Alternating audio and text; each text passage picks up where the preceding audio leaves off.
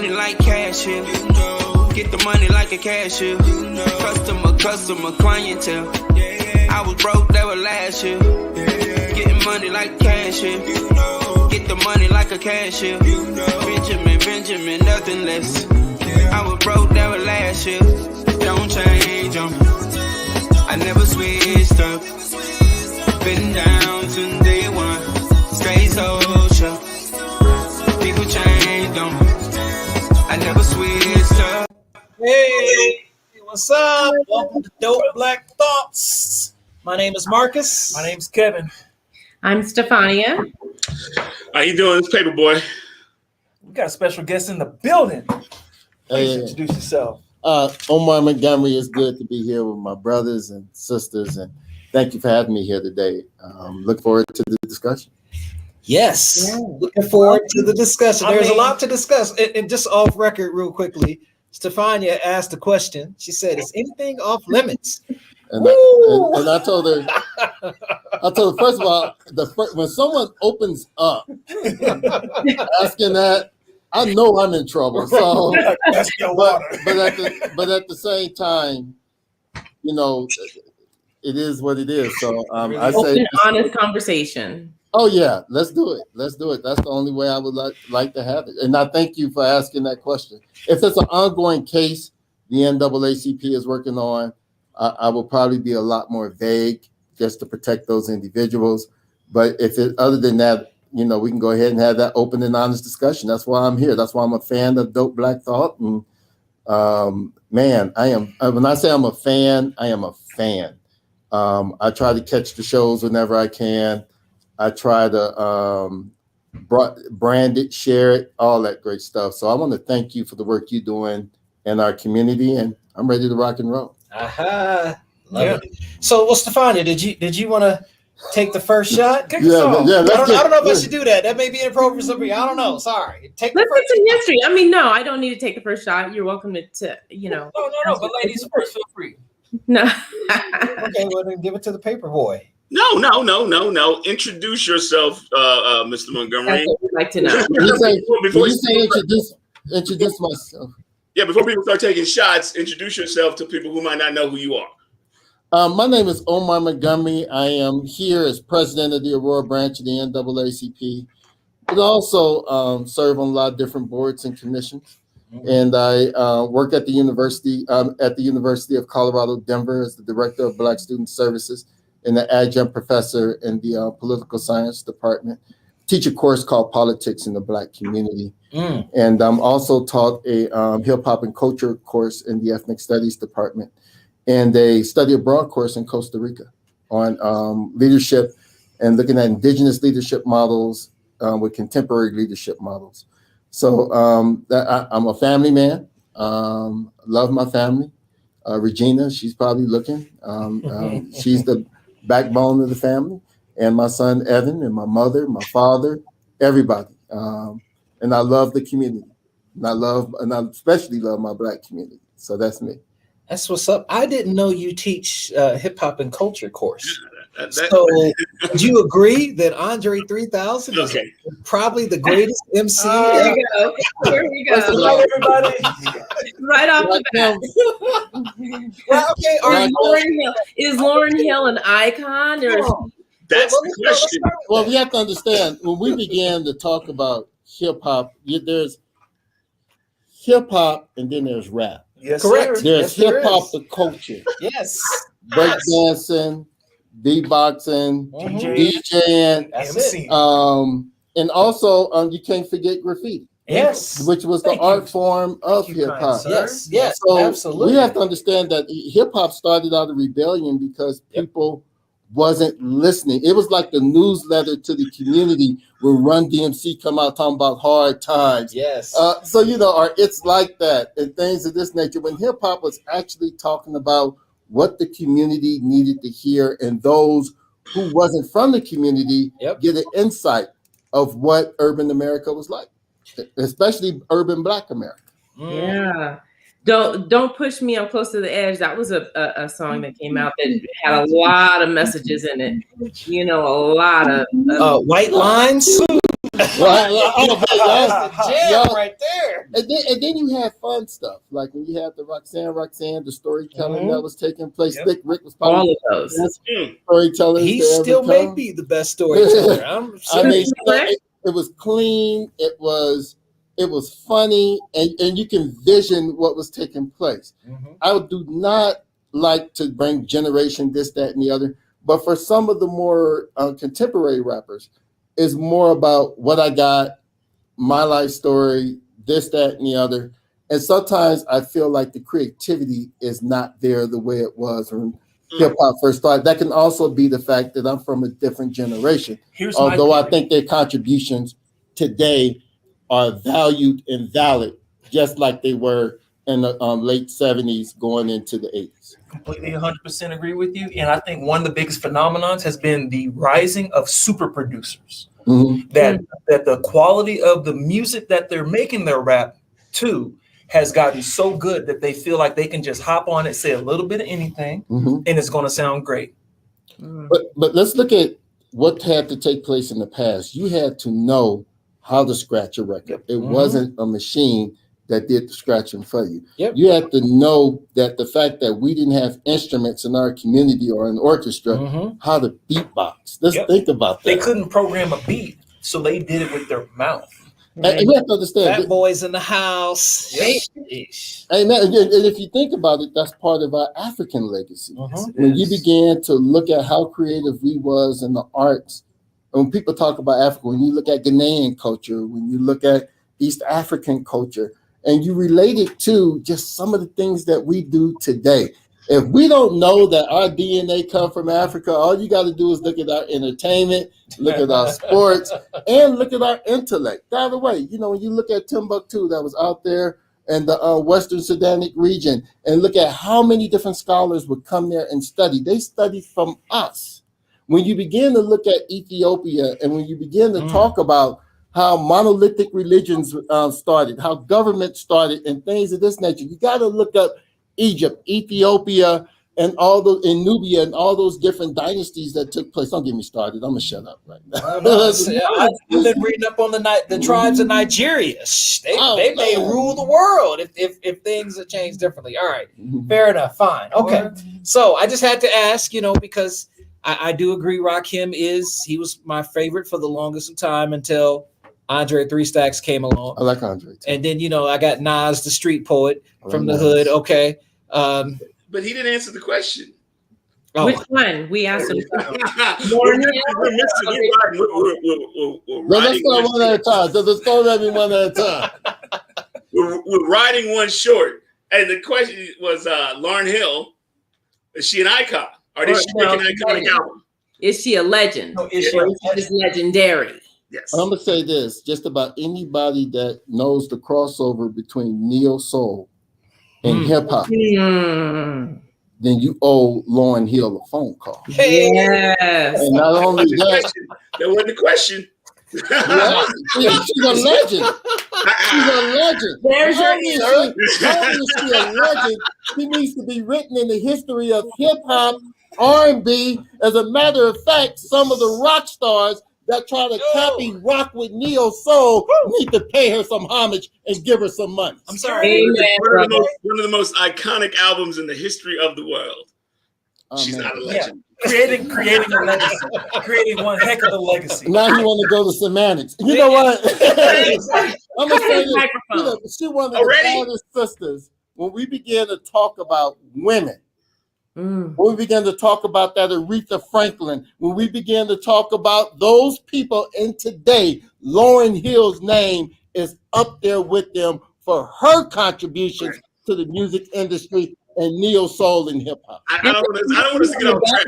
Not to make a rebellion against the system when they tried to force her to do something that she didn't want to do with the miseducation of Lauryn Hill. That was, I mean, come on, she's pivotal. I never said that. In contrast to Mary J. Blige. Just make sure that's. I like Mary J. Blige. It's just that this is the thing I got with Mary J. Blige as much as I love her. I went to Essence Festival.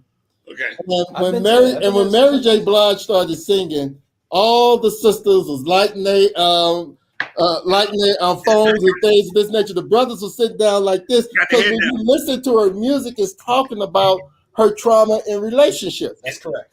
And brothers is like this. But I appreciate Mary J. Blige, and I know people are critical of her acting, but I also liked her in what was the series? Umbrella Academy.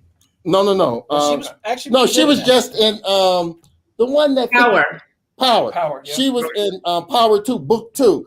I thought she did a pretty good job. People was critical of her acting. I thought she did a great job. Yeah, actually, she's not bad. She's okay. I mean, whoa. We the group has a difference of opinion between Lauryn Hill and Miss Mary J. Blige. Mary J. Blige.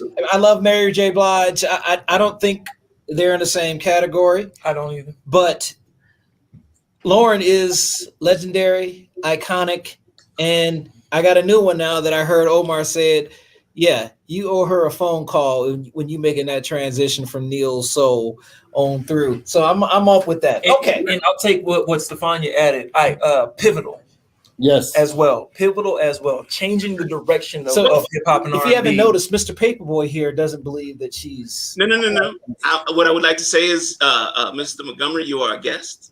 We appreciate you. Well, I don't know. We got announcements to make, but okay, sure. Hey, go ahead. So we'd like to announce Mr. C. Omar Montgomery as one of our newest members of DBT. Oh, thank you. I want to say, first of all, that's an honor, and two, do y'all know how much of an impact you have in the community? No. Think about just a couple of weeks ago when y'all had the gentleman on in regards to the commission. Harold. Yeah. There was people judging him without giving him a platform to be able to share. And y'all grilled him. It wasn't an easy interview for him. Y'all grilled him. But people wanted to judge him without giving a platform. Yep. When you have media and you control the content, you can begin to tell your truth. And then you can also use it to hold people accountable. Even me, as president of the Aurora branch of the NAACP, with DBT or without DBT, the community have to hold me accountable as a leader as well. And I have to be able to come here and answer some of those tough questions as well. Absolutely. So I'm happy to be part of the family, but I'm also know there's accountability with being a part of that family.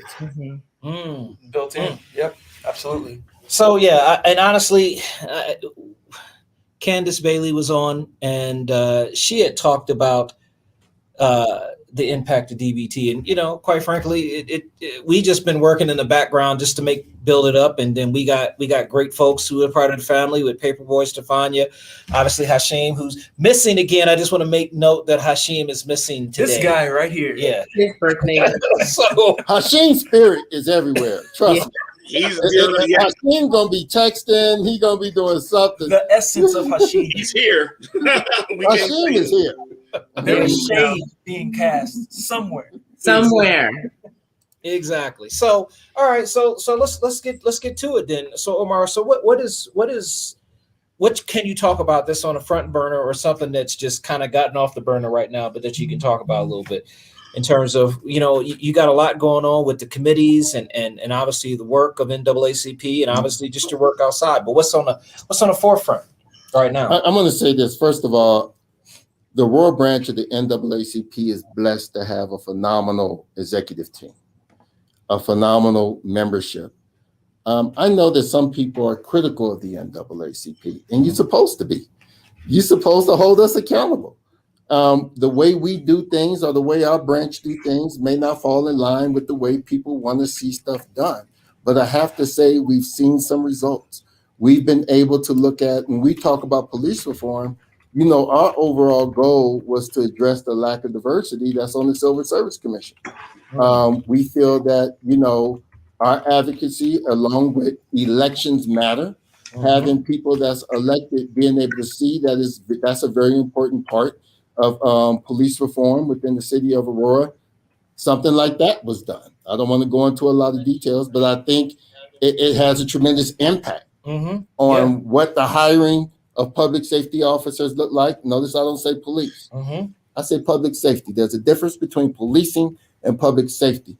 And whenever I do diversity trainings with law enforcement agencies, I said, you want to focus on public safety, not policing. Because anytime you focus on policing, that's that stuff they was doing during the time of Jim Crow. That's that stuff they were doing during the time of slavery. That's what introduced us to the school to prison pipeline. If I go to you and you sleep in your car and you have a gun and I'm more worried about your health than if there's a crime, that's public safety. So I just want the police to know the same treatment you give your law enforcement officers, we want you to give our people in the community. So if one of our people happen to be sleep behind the wheel with a gun in their lap, then I hope you look at it as a public health concern and public safety and not policing.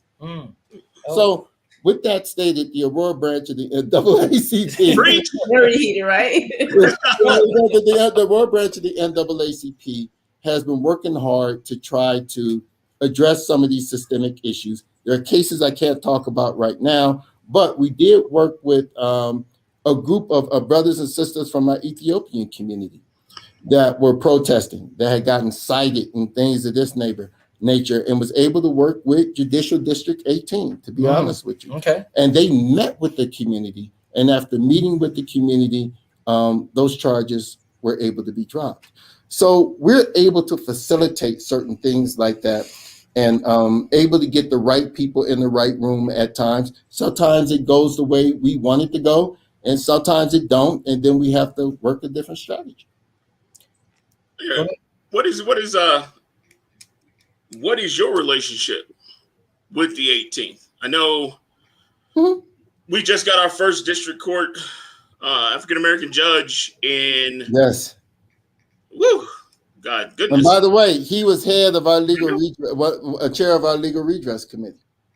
Mr. Whitfield, Judge Whitfield now. Yeah. What is your relationship with the 18th? Two. One, to advocate for our people, to make sure that they have a fair hearing, to make sure the process is fair, and to work with them on public safety issues and disparities that impact our community. For example, we sat on a committee, and Mark, you probably be a little bit more familiar with this than a lot of people, where when youth get a ticket, and if they get a certain amount of tickets, they're no longer eligible for diversion programs. The problem was that each municipality under JD 18 was doing it differently. And by the time a child go to county court or JD 18 court, they're no longer eligible, meaning that everything is going to stay on their record. You know, back in the day when I was growing up, you could commit a crime up to 11:59 p.m. before your 18th birthday, and it was automatically expunged. Them days are no longer here. One, you have to apply for expungement, pay for the paperwork process, and hope a judge expunge your record or seal your record. So many of these kids are not understanding, and the families don't understand. So with working with Judicial District 18, we figured out a process to get the kids to the diversion program earlier. And it was just not us. It was a whole bunch of other folks that was involved. There was a committee, but we were part of that committee, so that our young brothers and sisters don't automatically go straight to jail. First of all, some of these citations shouldn't even be written. That's another thing we're going to be working on, is reducing that school to prison pipeline. If a kid is in school and they get into it with a teacher, you know, they get this disturbing the peace citation. They get the trespassing citations, and those are the general citations that they generally fall under. So we're trying to say, let's eradicate giving disciplinary citations in school. If someone's life is not in danger, there should be no citations written, and law enforcement shouldn't be involved. That's a good point. Okay. Well, next question. Well, I think you got a lot of questions, brother. I'm just here. I'm just messing with you. I see you thinking. You know, when you see the brothers is thinking, he's like, "Oh yeah, go ahead, brother. Go ahead, my good brother." Like I said, you spoke about Judge Whitfield now being a member of not the 18th. I know it's the 18th Judicial District, but now he's a member of the judicial cadre, I guess would be the answer. Why did it take so long for us to just get not even representation, just one judge to that level? Well, we got one. I'm saying, why did it take so long? Well, we have Don Toussaint. We got well, even with Don, I believe I want. Well, I can answer that question. It was a structural change in the nominating committee, and I think that's the biggest thing. We have 2 Black members on the judicial nominating committee now, and we also have 1 Latina on the nominating committee, which I think was probably the biggest change at this stage, because in the past, everyone was white. That's what happens when you get representation. That's not, you get representation and you elect the right people in that appoint you to these positions or recommend that you be appointed to these positions. These are some of the things that people don't see when it comes to elected officials. Elected officials not only establish policy, they also can recommend that you sit on some very important committees or some very important nominating committees that can have lasting impacts in our communities. So I'm extremely happy that we're beginning, brother, you're right. It took far too long. It's taken far too long for other things to take place. I would love to see the city of Aurora develop a plan to where minority and women-owned businesses are part of the subcontracts or even the primary. We need to know all this money that's going in Aurora. Are minority and women-owned businesses even being considered? Wow. Are they being thought about? Are they a part of the process? What's the equity plan in the city of Aurora to be able to address these issues? So it's more than just the criminal justice system. We also have a lot of businesses suffering, and we need to know that when it comes to governmental contracts at all levels, are women and minority-owned businesses locally being considered? And those are things we have to continue to fight for and push for as well. That's a big deal on the ground in our community, in Aurora. You're talking about Aurora dollars staying in Aurora, going to minorities in Aurora as one of the most diverse cities around. Just this is directly what we're supposed to be doing as our Aurora branch of NAACP, and as a local Black organization trying to make it better for the Black community. So that's why elections matter. That's why your vote matters. People say, well, I'm not going to vote. I don't see change. I've seen a lot of change on some of the recent elections. Yeah, I've seen a lot of change when it comes to our Aurora School Board. I've seen a lot of change with the people that's over there in Cherry Creek Public Schools. I've seen a lot of change in Centennial. Think about it. Do y'all remember how long it took? Vori Moon, I believe, was one of the first African Americans. I could be wrong. Elected to Centennial City Council. That's now right. We got 2 African Americans that's elected to City Council. Women. Yes, it takes time for change, but when we vote, and if we vote with intention, and if we vote with a plan, in my personal opinion, you do begin to see change. Absolutely, absolutely. What else is there to say? I mean, that's just the key. So we still got a lot of work to do. You know, as it relates right now, we have a big race coming up for city council. We got a couple wards open, couple of at-large positions open. Yes, we do. I mean, so yeah, you're right. Change. So the question is there some momentum going on right now? And if so, can we continue the momentum? I guess that could be the debate. And speaking of the city council candidates. For our open wards, we have one candidate actually in our comment section, John Ronquillo, and he's just big up and basically what Omar was saying yes on that minority-owned business plan. But John's already scheduled to come on the show next month. Look, we have Adam Fung scheduled to come on the show next month as well, another candidate for city council, and we want to make sure that if you're running for office in Aurora, you need to come to Dope Black Thoughts and be heard, be questioned, and talk about what your plan for the Black community is. We're too diverse. There's too many struggles that have been going on in the Black community for you to not cross this doorstep or hop on a Zoom with us and just talk about what your plan is for our community. We want to talk to you. We want to ask the questions, and we want real answers. And we're going to hold you accountable after you get in too. Mm-hmm. This is our responsibility as responsible adults trying to be part of the community, right? Yeah. So this is where we're at now. You need to come see us. And the other part to that is that they should want to come, regardless of what their political affiliation is. They should want to come and say, this is the issue I have with the Republican Party and the Democratic Party. Everybody wants our vote. Mm-hmm. Everybody wants our influence. Everybody wants our energy. And they should. But at the same time, what ends up happening is they come or they placate us a little bit. And then when they get in office, where's that plan that we asked for? Where are those? Well, it takes time. Now you're on your second term. Well, it takes time. Well, you're on your third term. Well, it takes time. We're always the ones that sometimes putting on the back burner, which is why I'm happy to say the Aurora branch of the NAACP is not waiting on elections.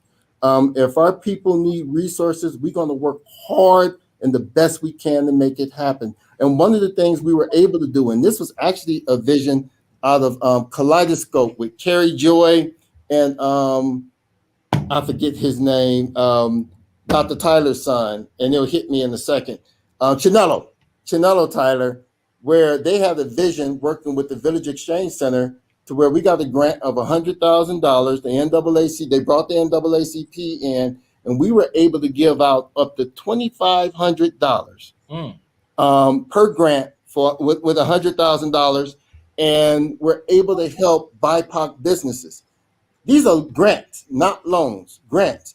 And we plan on doing something else in the future for startups that may end up starting at $5,000, maxing at $5,000 for startups and still helping those businesses in COVID. This is because people in the right position saying, hey, this is where we want to direct our resources. And that's why having people in the right position, having the right elected officials is extremely important, especially in this day and time. Yep. This is black people making moves. And this is also the accountability piece you were talking about. Now, when you're talking about accountability, it really rung home with me because the first time I met you, the day I met you, sir, I bought my first fully tailored suit so I can get all nice and spiffy so I can make my first speech on the campaign trail to get on the school board. And I came up there and I speeched my little heart out. And I said, yeah. Omar came up to me, shook my hand and said, don't let this be the last time I see you. And it wasn't. Kevin Incat has been there for the NAACP. And Marcus, I can call them to any time and say, this is what I need. Yep. I've called Marcus on the attorney side and like, hey, here's some things that we need to talk about, some things we need to get done. And I don't brag about the things that the NAACP do or all the things that we have done. The only thing I say is that people I have called, like yourselves, y'all do phenomenal work. And I just want to say thank you for the work you do. Absolutely. As an elected official and as just regular brothers and sisters in the community. So you're going to hear it here. Don't just come to the NAACP looking for a grant. Let that be the only thing that you do.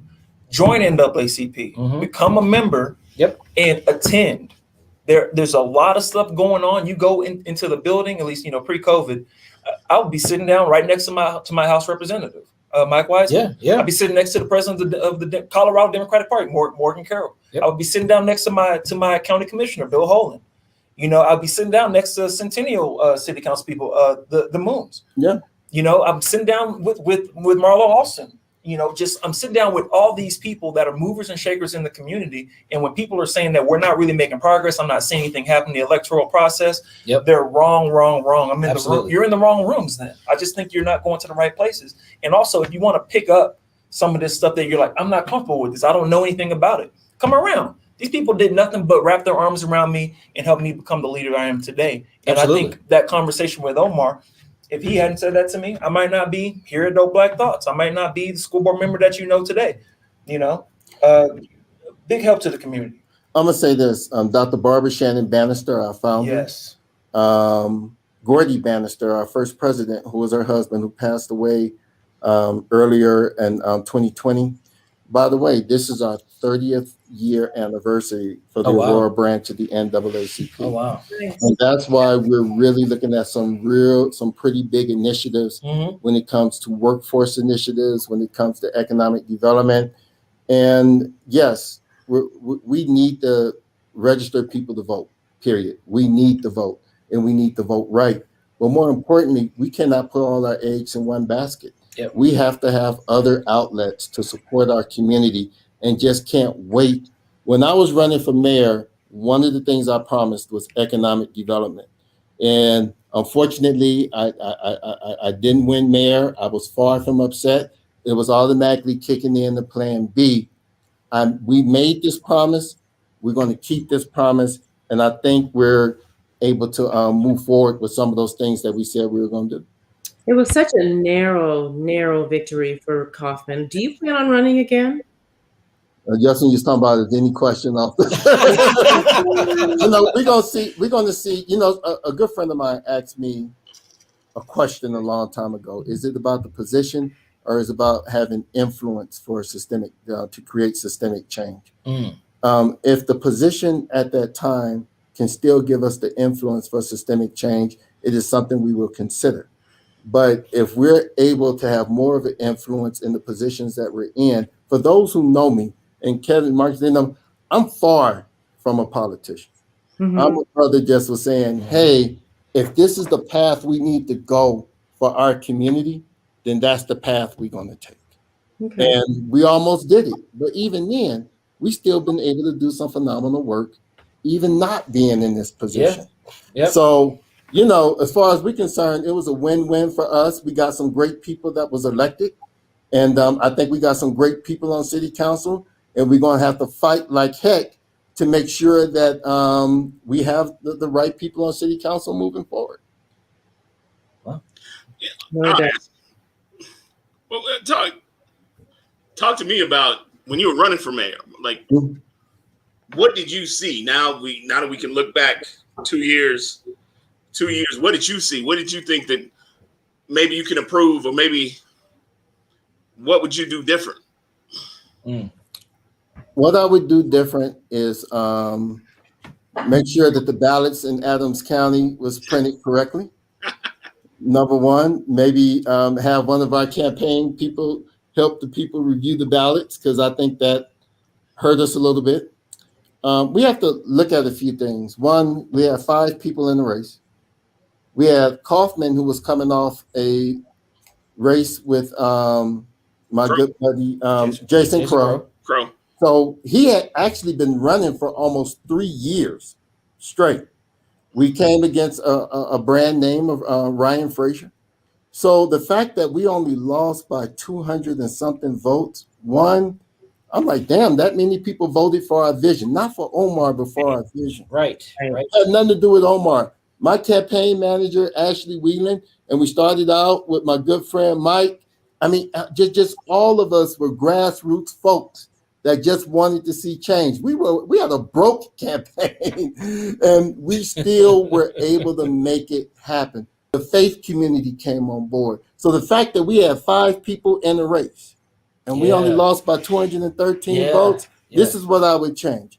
I would say we would probably have a broader net in Ward 6. I don't think we paid enough attention in Ward 6. So we probably should have been a little bit more aggressive in Ward 6. And,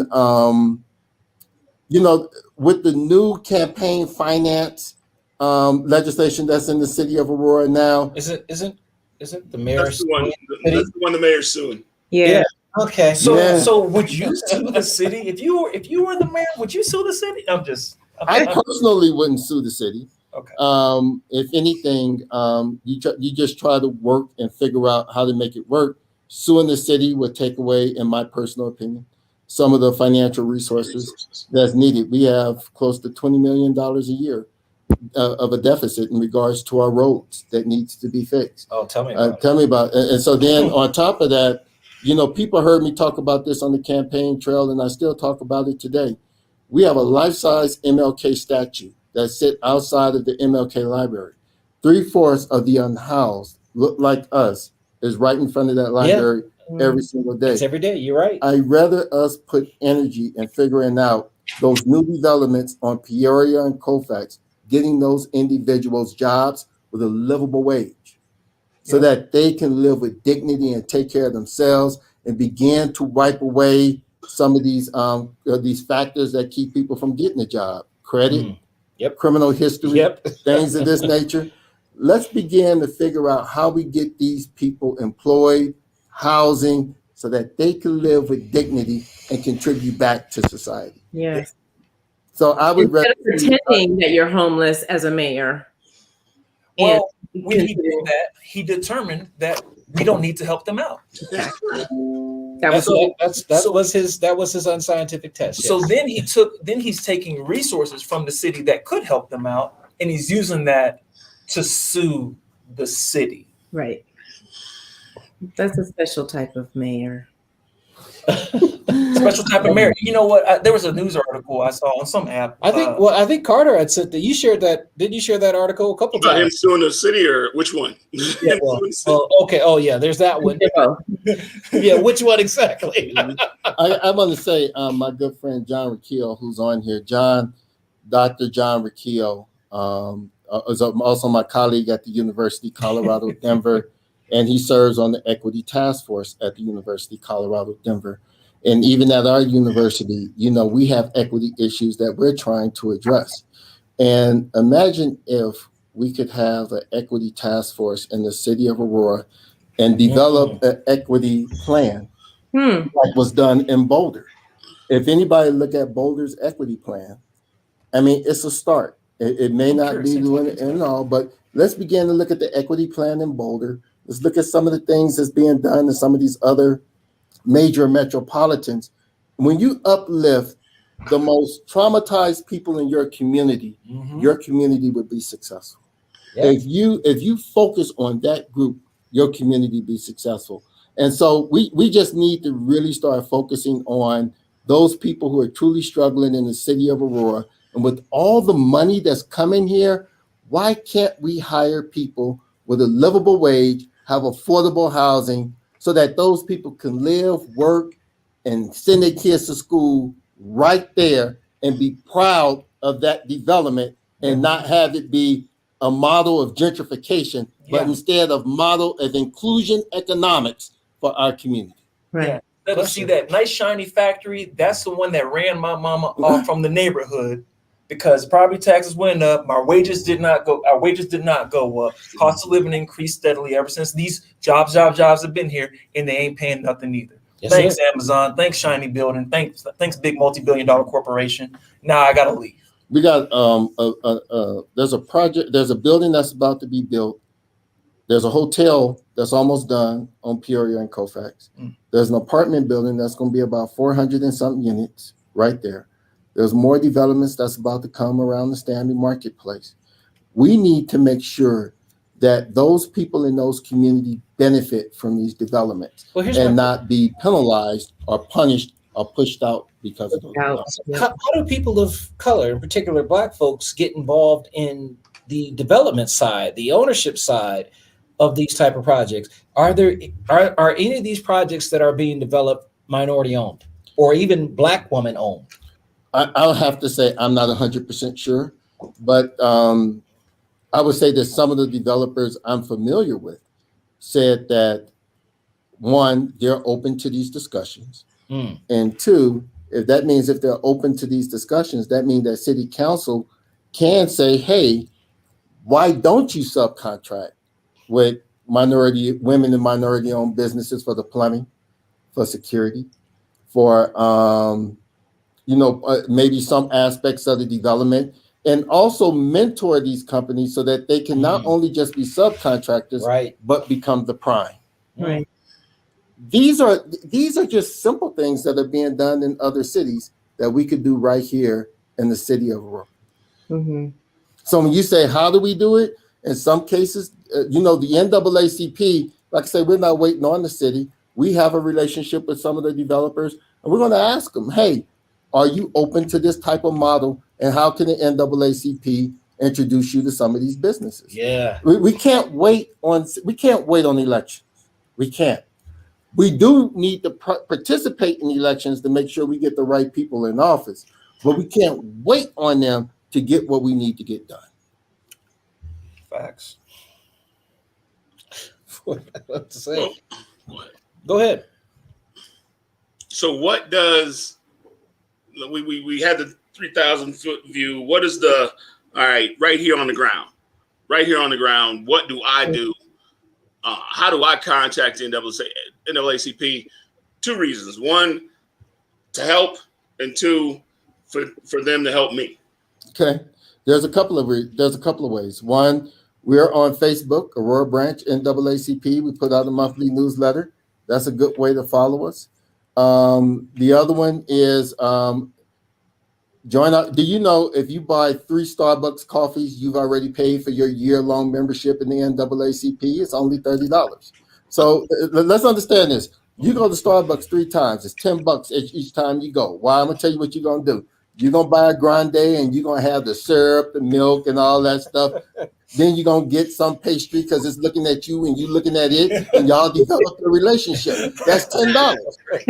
And so then, because it's addictive, and people go to Starbucks for the experience, although they should go to Endless Grind, Mojo Coffee, Canaan Coffee, and some of these other things. I know. But I'm gonna talk about them in a minute. But those 3 cups of coffee can pay for your year-long membership in the NAACP. Our meetings are open to the public every second Saturday of the month, year-round. We don't take a break. And we share our updates. And those people that come on, sometimes the police chief is there, the DAs are there, and you can ask them whatever you want. We don't filter the questions. That's between you and them. Now, because of COVID, sometimes we got to put them in the chat, but it's up to you. They come. Brian Mason has come. John Keller has come. The Aurora Police Chief. Commissioners there. We have everybody there, and you're able to ask those critical questions that in other places you wouldn't be able to ask them because they probably wouldn't be there. You're right. You spot on. This is the truth. So, is that Stephanie Mason, the other school board member? Stephanie Mason, yes. What's up, Stephanie? How you doing, sister? So good to see you. You didn't get to finish. Oh, so this is her first statement. Saying, Omar, you're doing some amazing work in Aurora. No, we are. This is not Omar. This is a strong NAACP doing the work, not Omar Montgomery. I got so many people to thank. Omar is just a mouthpiece that enjoys talking mess. That's it. It's those other people. There's Chanel Reed with our economic development community. Shartasia, our secretary, that's doing amazing work. We got Paul Henryon that helps with our legal redress. I mean, we stand on the shoulders of so many giants. Omar Montgomery is just small. And what we do as a community is all of us coming together. Omar is very small in this. Is when I call upon the community and we do it together that makes it magic. Yes, it does. That's nice. That's nice. Mike, man, you've been on a roll. No, because he's thinking. Look at him. Go for it. Come on. I do not. I'm once again, you are a guest. I don't want to monopolize your time. But I'm gonna say this, brother. I've been through the fire. So whatever it is, I say, hey, let's talk about it, because I'm gonna tell you this. I feel more comfortable talking here. Okay. I always say here, Brother Jeff show. I do a lot of interviews, but it's here where I feel comfortable. I feel like family. And sometimes, hey, whatever we need to talk about, whatever we need to discuss, I am so open to share. Nationally, what is the NAACP doing, especially about what's going on with the slowly creeping back of Jim Crow, especially going on in Georgia? I mean, that's the big one. What do you see nationally? Yeah, I think nationally, our office is going to be extremely active, trying to figure out what are some of the legal ways we can deal with this piece of legislation. I'm going to tell you what I found heartbreaking about Georgia was that the sister I couldn't remember if she was a state senator. She's or a state Cannon. Rep Cannon. You arrest her. Yeah. Mm-hmm. Oh yeah. So think about it. You arrest her. You didn't have to arrest her. No. Session, which is illegal, by the way. And all she wanted to do was know what the governor was doing. She didn't go in there beating up police. She didn't go in there with Blue Lives Matter, talking about I'm Blue Lives Matter, but yet still gonna kill a police officer. Yes, I'm gonna go there. She didn't do any of that. What she did was, hey, I'm an elected official. I have a right to be in there with the governor while the governor signed this piece of legislation. I want to know what's going on. And whenever we exert our rights, it's sometimes met with this type of retaliation. Let's look at Leslie Herod. They call Leslie Herod a terrorist. Yeah, I saw the video from How do you call the sheriff of Weld County? Call Leslie Herod a terrorist. Now, let's understand this. I have a philosophy that racism has a political party. The political party is white supremacy. So whenever racism is threatened or the power of racism is threatened, the political party start to do its work. And I'm not talking about Republicans or Democrats. I'm talking about those that's trying to uphold this power structure that is exclusionary, that is violent, that has terrorized Black America for years and other people of color. And so for me, I'm not shocked that it took place, but it was so heartbreaking to see my sister being arrested. And it was more heartbreaking to hear our local sister be called a terrorist when all she's been doing is being an advocate for brothers and sisters and making sure that things are done equitably. So, I'm sorry that sheriff said that, because Leslie Herod is by far one of the most influential elected officials as a state representative in the country, not just here in state of Colorado, but in the country. And running too. And she made a statement that really made me think. First of all, the sheriff was having a rally to go against the restrictions of COVID. They don't want to wear masks. They want to do the South Dakota thing and burn the mask. Of course, South Dakota's state house had to shut down because of so many COVID cases. That's right. The state representatives in South Dakota had to close it down. But but they were there rallying around that. But she made a good point. She said, I don't know why you're calling me out when there was bipartisan support. You're calling just me out. So he called out the one Black woman, although there are people that was in the Republican side that supported some of these things. And then she said her concern was in light of what we've seen, when you're out there making these comments, because words have power, the concern is that people may start sending her hate, may start trying to come to her house. As elected officials, our information is public. Yeah. And we just came off of January 6th where pipe bombs were placed. We talk about the invasion of the Capitol, but pipe bombs were placed. Those are actual explosives. This is actual terrorism. Words matter. And so her concern is, can I be targeted now because of the comments of this of the sheriff? Now, the sheriff would say, I don't want that to happen to you, but you can't control the radicals who decide that they're going to go out and do what they're going to do. So that's a concern. I think there's a couple of things. I like to be balanced. I do want to thank, when we talk about the pipe bomb situation, the NAACP was following that case.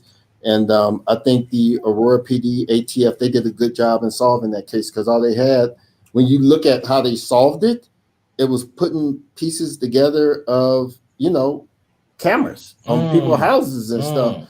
And they were able to catch, because that person was lighting pipe bombs not that far in our neighborhood. I was asking, do we need to be worried, this, that, and the other? And I'm glad they were able to catch that individual. I like to be balanced. If good work is done, I'm going to talk about that good work. I'm talking about a local pipe bomb case. Yes, the local pipe bombs, where you have to remember there were three pipe bombs that went off in the city of Aurora. And this is like maybe about 4 or 5 months ago. And those pipe bombs, when they were going off, I'm calling like, hey, what's going on? And they were able to catch the individual, and I was glad that they were able to stop this individual before he harmed someone. Those were just practice. That was just practice. That's what that was. To figure out what the real deal gonna be. You know, we get a few steps down the road from January 6th, and we're starting to see the apologetics come out for why it wasn't as big of a deal as everyone was saying it was. We're coming up with all these new scenarios. Matter of fact, there are some people on a certain side of the aisle that are saying that it actually was a hoax. There were people up there, but the massive majority were peaceful. They came from a boring rally. You know, disregard Rudy Giuliani saying, let's have war by combat or trial by combat. You know, disregard that the president of the United States actually instructed them to go to the place where the violence happened and was watching on closed circuit TV and whatnot. And disregard that, you know, police officers were, you know, battered and beaten and killed. Murdered, not killed. Murdered. Let's call it what it is. Let's say murder. Let's say murder. You know, we have to disregard all those things. This story is being whitewashed. It's being watered down, and it's being retold and rehashed as we speak. So we have to keep speaking these things and keep it fresh, keep it honest, because this has been a horrible experience for freedom of democracy. And honestly, it's something that Black people have to worry about. Again, you know, we were just talking about Elijah McClain. We're still dealing with the ramifications of Elijah McClain. And where do we go with that? I mean, the summer's coming up again. Protests seem to have slowed down, but we have not had any closure with Elijah McClain's case and policing in Aurora. Go ahead. I know Ms. Power, an attorney that Marcus and I know, is representing one of the protesters, or two of the protesters that actually were charged with the kidnapping charge up in Adams County. Mm-hmm. And I know as of Friday, one of the kidnapping charges, which read what they called kidnapping. Yeah. You as a citizen should be agitated. Yes. They call it kidnapping. You as a citizen, you should be agitated. As a citizen, you should also be happy that the judge said this is stupid and threw that out. But two of the protesters had their kidnapping charges thrown out, and it didn't survive a preliminary hearing. There are still ongoing criminal charges, though. Yeah. And the Aurora branch of the NAACP position on that, we believe that the charges against the protesters in JD 18 and JD 17 should be dropped. That's our position. And we believe that 2020 was a year when you began, you know, you were talking about what happened at the Capitol. I thought about George Floyd with the knee on his neck. Mm-hmm. But then I thought about the Capitol police officer that was begging for his life, that was being squished at the door. Yep. Let's think about this. People think this is not real, and it was a hoax. Listen to that officer say, I almost thought I was dead. But then there's an officer that ended up dying, and two that committed, I think it was two, that committed suicide because they're like, what happened? I'm so traumatized that this happened at a place that I work, that I represent, that I love, that I take my own life. So for people to go back and just say this wasn't a big deal, then you need to stand up in front of their families. Mm-hmm. The same way people say police brutality is not a big deal, you need to say that in front of Shaneen McClain, George Floyd family, and some of these others. See, it's easy to say it over a screen like this. When you have to sit down and look at the trauma that a family has been through, that may change your mind and may have you rethink how policing should be done, which should be eliminated, and we should be looking at public safety as a way to address the issues in our community. Mm-hmm. Absolutely. So I'm proud to serve on another committee with you, which is the Community Police Task Force, where we're presenting the guidelines to the city of Aurora for the creation of the Office of Police Accountability and Transparency. Yes, sir. So this OPAD office, it's going to be its own entity with its own staff from the city of Aurora. And, we've reached that point where it's kind of where the city of Aurora can decide, do we buy in, or is it just going to be duly noted? Thank you for your work. And that's why I think elections are important, because although it may get voted in today, it could be voted out tomorrow. You have to remember 6 votes impact the city of Aurora, regardless who mayor is. 6 votes impact the city of Aurora. So we have to have people that believe in this type of a vision, this type of a change in policing and in law enforcement in order for that to take place. So even if it's voted in today, there's still some things we got to move forward with.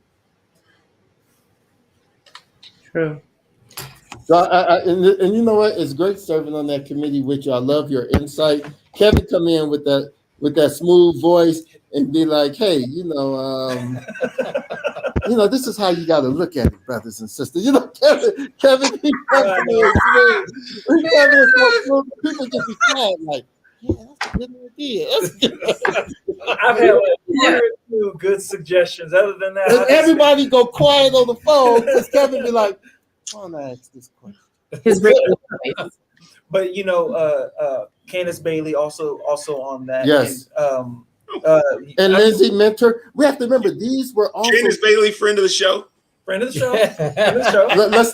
Let's look at this Special relationship. Let's look at it this way. Candace Bailey, Lindsay Mentor, both were very instrumental in the awareness of 2020 in the city of Aurora, and it's an honor to be on there with them.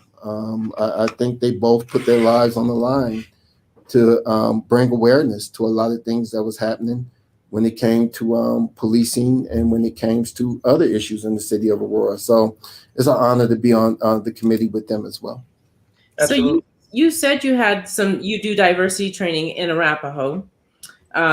What can you tell us that you think would be a real plan to reforming the police departments? A plan, not just saying there's going to be reform, we need reform. What do you have any real plans that would help reform the police department? Aurora Police Department it has to be a change in mindset. When you listen to some of these organizations that represent law enforcement, not all of them, but some of them, the first thing they start is this us against them. Well, when you take your badge off, aren't you a citizen as well? Aren't you a resident as well? Or is it that it's police and then community? And see, that's how policing begins to impact the community. So my thing is that if you look at yourself as a resident, then you will say, you know what? Kevin is walking down the street and he's staggering. You know what? Let me make sure Kevin's okay and Kevin finds his way home. I'm not going there to see if he's high, see if he's intoxicated, this, that, and the other. He may have just gotten the second COVID shot. And then the second COVID shot just had him a little weary. Had me off. Yeah. Of people as people. Let's look at the Elijah McClain case. I hate talking about it because I hate to re-traumatize Shanine McClain, who have an overwhelming amount of respect for that sister. Yes. But let's just take the case for what it was. They walked up to him, instead of asking him, are you okay? How can we help you? Do you need help getting home? Somebody thought that you may be in trouble, something like that, and got to talk to him that way. And if he didn't want to talk, let him walk home. He didn't want to talk to you. Right. But the way they came at him was to criminalize him before they even got out the car. Yes. Yeah. They criminalized him in the first 3 words. You walking weird, this, that, and the other. You doing strange stuff. We got to make sure that brother would be alive if they came at him as a human being. So when I work with police officers, I say, humanize the same way you want the badge humanized, humanize the people you work with, humanize the communities that you in. If you look down on the community and if you come at them at a certain way, trust me, they're not going to trust you and they're going to retaliate. Period. Stop treating this like some type of occupying force. You are policing. Occupying is policing. Weird. You were citizens first of the community. You're not an occupying force. This is not Beirut. This is your home and my home. And I'm gonna say this: there's some law enforcement officers I work with that's doing a phenomenal job, and they're just as agitated as what took place with Elijah McClain as the community. Some people don't even know this. During the protest, some of the black officers in Aurora PD were like, what in the world is going on? But, because of the structure, they wasn't able to speak out and things of this nature. But some of them is like, look, some things we have to own. Imagine if Aurora PD said, you know what? We have to own what took place. The city need to compensate Shanine McClain. Yes. And we need to hold the officers accountable. And the officers I hold the most accountable was the initial officer that got out the car and the second officer that backed this plane. Right. You do that. Compensate Shanine McClain. Recognize what you did was wrong. Hold those officers accountable. How much trust can be built in the city just on those actions? Exactly. Your community has a changed mindset on how they view the police immediately. But instead, we throw up road. You say the Elijah McClain case is going to be with us for a while because people keep trying to fight something that don't make sense. Mm-hmm. This young man was murdered. Just own it. Yes, Aurora PD has done some great work in other areas, diversity trainings and all this other stuff, but sometimes you have to acknowledge we made a mistake. We was wrong. Our insurance, we need to meet with our insurance company, get this compensation stuff done and call it a day. Let's stop racking up these bills of having to pay back families after the fact, after we murder someone or after we mishandle a case. Let's be proactive and get these people trained correctly and have an environment of accountability that we're not going to be doing these things in the first place. Right. But look, that right there is the type of dope black thought that we're trying to end the show with. That's the type of stuff right there where it's like, let that marinate. We usually like to end with, hey, give me a thought, give me a dope black thought that you just want to hit people with, let them go. That one right there was already high power enough. But do you got something that you just want to just hit them with before we say peace? Are we done? I got more to talk about. What the heck is this? This is a tease. I got more stuff to talk about. Well, now that you're part of the family, hey. I'm going to say this. Sometimes when we talk about the black community, we talk about a deficit model. Black people can't get together. Black people can't. Black people can't. Black people can't. I don't know where those people live because I'm around the most loving black people I've ever met in my life. I'm going to say this. Everywhere I go, the black community I'm involved with, even sometimes when we disagree, sometimes we yell and scream at each other. That's life, man. We do it at Thanksgiving. Big deal. Get over it. I say that to say that let's begin to uplift each other. Don't be afraid to love each other. Don't quit shaming each other on Facebook, talking about what somebody wearing, all this other stuff. Look, uplift our community because when you wear your Nikes, you clean them and you shine them with pride. That's the same way you should uplift the black community. Look at the black community as that Nike brand that represent your feet. And I guarantee you'll see a lot more productivity, a lot more love, and less of the things that are negative that impact our community. Sheesh. Well, close it out right there. This is a dope one. Close it up. I apologize. Other than your thoughts on Mary J. Blige and Lauryn Hill, I agree with everything you said. Bring it. Sorry. No, brother. I'm going to say, no, brother, thank you. And thank you for making me part of this beautiful family. And looking forward to working with all of you. And more importantly, looking forward to us just continuing to uplift the community. Thank you. And with that, peace out, everyone. Thanks, everybody. What